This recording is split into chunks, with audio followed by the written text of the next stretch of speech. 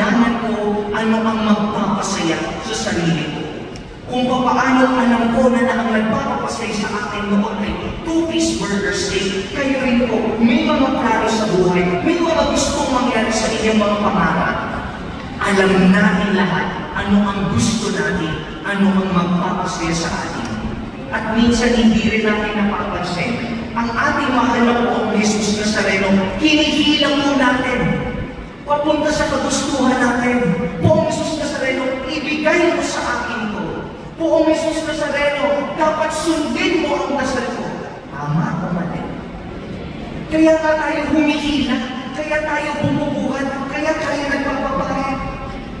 Kasi minsan hindi natin napapansin, siya mismo gusto natin. Sundin niya ano yung kailangan natin, ano yung gusto natin. Kasi pakiwari natin, matalino ako eh. Alam ko kung ano yung tama at dapat atwas ko para sa akin.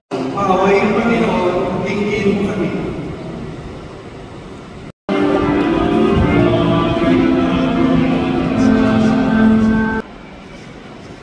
Minsan din natin napapansin, hinihila natin ang ating mahal na Poong Jesus Nazareno sa mga bagay na nagpapasaya sa atin.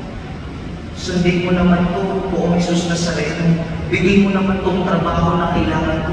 Pagalingin mo naman ako sa karamdaman ko. Ayusin mo naman yung pamilya ko. Nakikita na sino nagsasalita. Kayo o ang Poong Jesus Nazareno? Tayo.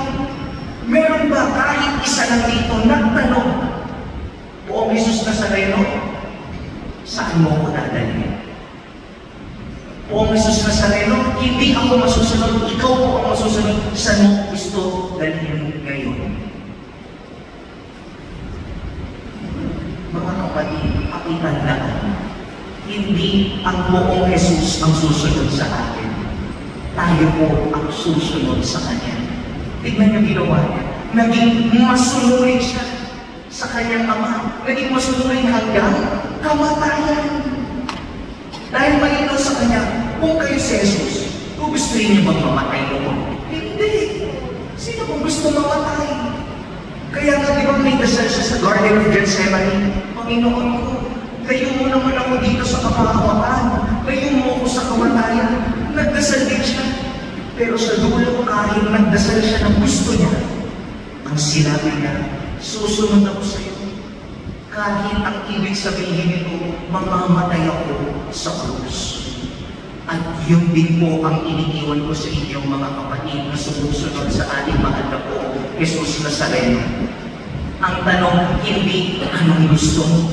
Hindi ang tanong, saan mo dadalhin ang Poong Jesus. Bagkus ang tamang tanong, mahal na Poong Jesus Nazareno, saan mo kami dadalhin?